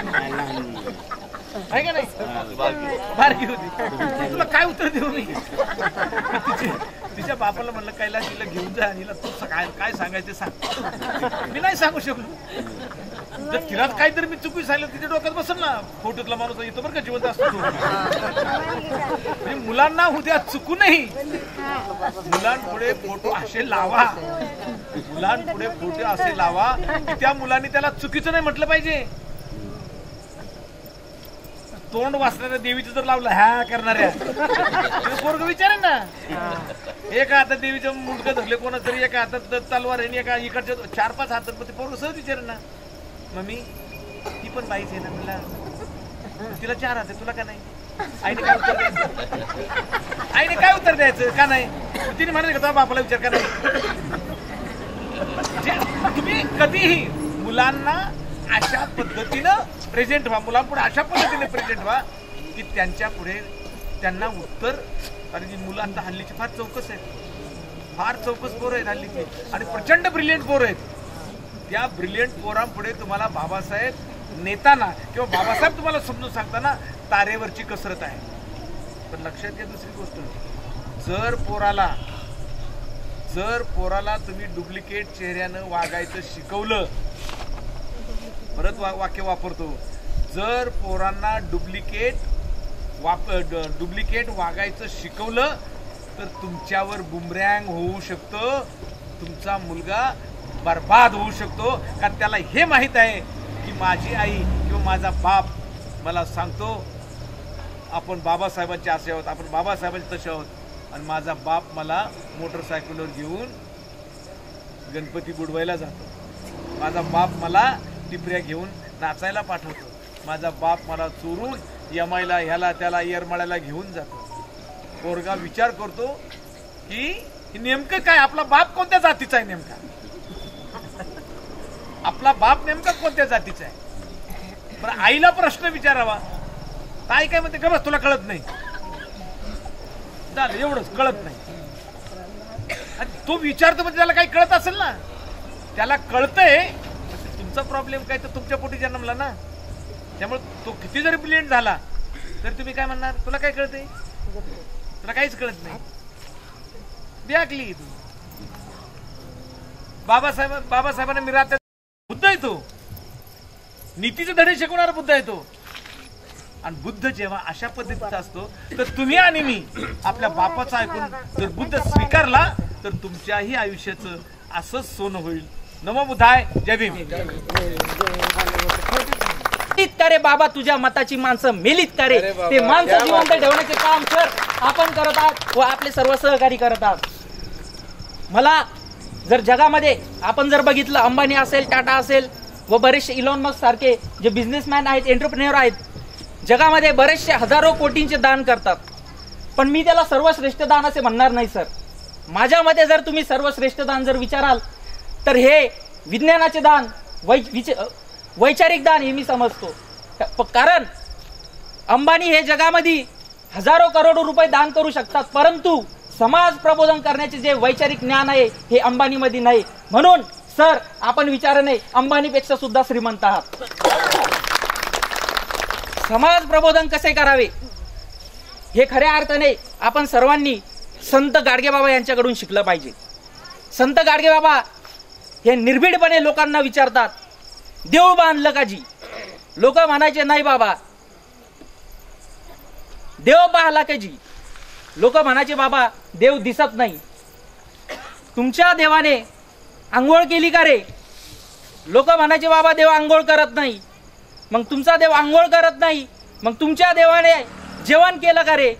लोक म्हणायचे बाबा देव जेवण करत नाही. मग जो देव आंघोळ करत नाही, जो देव धोतर नेसत नाही, जो देव जेवण करत नाही, मग त्याला देव तुम्ही मानता कसे. लोक संत गाडगेबाबांना विचारतात, मग बाबा देव पाहायचा आणि मानायचा असेल तर नेमकं देव म्हणावं तरी कोणाला. रेकॉर्डर भाषण आहे, तुम्ही युट्यूबवर सुद्धा सर्च करू शकतात. संत गाडगेबाबा म्हणतात, देव पाहायचा आणि मानायचा असेल तर या भीमराव रामजी आंबेडकर यांना देव म्हणा, ज्यांनी या देशाची घटना लिहिली घटना. परंतु आज त्या घटनेचा जर विचार केला तर संविधानामध्ये सर प्रिअम्बल मध्ये सांगितलेलं आहे, we the people of India. आम्ही भारताचे लोक. संविधान हे केवळ फक्त बौद्ध समाजासाठी नव्हे तर भारतात राहणाऱ्या प्रत्येक नागरिक, प्रत्येक तरुण, प्रत्येक वयोवृद्ध व्यक्ती व प्रत्येक स्त्रियांसाठी आहे. हे संविधान केवळ फक्त बौद्ध समाजासाठी नाही किंवा एका केवळ समाजासाठी नाहीये. देशामध्ये कोपर्डी घडलं, निर्भया घडलं, खैरलांजी घडलं, परंतु तुम्हाला माहित आहे की नाही तर मला काय माहित नाही, पण 2018 मध्ये काश्मीरमध्ये एक प्रकरण घडलेलं होतं. निर्भया नावाची एक मुलगी, जिचं वय वर्ष होतं 7, तिच्यावर जवळपास 17 जणांनी बलात्कार केले आणि बलात्काराचं ठिकाण होतं देवीचं मंदिर. हा एक मंदिरच होतं ना. तर मला असा प्रश्न पडतो, मंदिर असल्यामुळे ती बातमी दबल्या गेली, तर मला प्रश्न पडतो की जेव्हा तुझे जय जयकार होतात तेव्हा तू असतोस कुठे देवा. जेव्हा तुझे जय जयकार होतात तेव्हा तू असतोस कुठे देवा. सांज सकाळ होते तेव्हा तू असतोस कुठे देवा. तुझे भक्त म्हणतात दिनानाथा, तू चराचरात भरला आहेस, मग मंदिरात बलात्कार होते तेव्हा तू असतोस कुठे देवा. मला हा प्रश्न पडतो आणि हा मलाच नव्हे तर समाजात शिकलेल्या संपूर्ण व्यक्तीला, माझ्यासारख्या युवकांना व तुमच्या तरुणांना सुद्धा पडला पाहिजे की जर हा देश विज्ञानवादी देश जसा जसा काळ बदलत चालला, हा देश विज्ञानाकडे झुकत चालला. हा देश विज्ञानाकडे झुकत चालला तेवढा धार्मिकवाद सुद्धा वाढत आहे. परंतु समाजाला प्रबोधनाची गरज आहे. आपण शिकलं पाहिजे, सवरलं पाहिजे. यासाठी जोपर्यंत आपण वाचत नाही तोपर्यंत आपल्याला समाजामध्ये प्रबोधन करण्याची जे निर्भीडपणे प्रबोधन करता आलं पाहिजे ते करता येणार नाही. आज सोशल मीडियाच्या माध्यमातूनच आपण चळवळ जिवंत ठेवत आहोत. ही चळवळ जिवंत ठेवण्याचं काम हे फक्त काय 1-2 व्यक्तींचं नाहीये, तुम्हा आम्हा सर्वांचं आहे, सर्व समाजाचं आहे. शिवाजी महाराजांनी जे रयतेचे राजे ज्याला आपण म्हणतो ते 18 पगड जाती व 12 बलुतेदार यांच्या सर्वांच्या माध्यमातून हे साम्राज्य निर्माण झालेलं आहे. तर जाती व्यवस्था निर्माण करण्याचं काम हे फक्त एक, यामागे भरपूर सारा राजकारण होतं, ते तर मी मांडत बसणार नाही. परंतु खऱ्या अर्थाने बागुल सरांसारखी व्यक्ती आपल्याला लाभतात, त्यांच्या माध्यमातून समाज प्रबोधन होत असतं. त्या माध्यमातून मी सुद्धा प्रेरित झालेलो आहे. सर आपण बघितलं मागच्या वर्षीच म्हणजे 2 वर्षापूर्वीपासूनच मी जास्त बोलायला लागलो, तरी माझी अशी इच्छा आहे की सर्वांनी बोललं पाहिजे, थोडं का होईना बोललं पाहिजे. समाजाला आपण एक चेहरा देतोय, मग तो बागुल सरांचा असो कुठल्याही व्यक्तीचा असो. हे फक्त केवळ एक पक्ष म्हणून नाही किंवा एक संघटना म्हणून नाही, हा विचार म्हणून आपण समाजाला चेहरा देत असतो. तो चेहरा प्रत्येकाने दिला पाहिजे. सर, एवढे बोलून मी माझे शब्द संपवतो. जय भीम, जय भारत.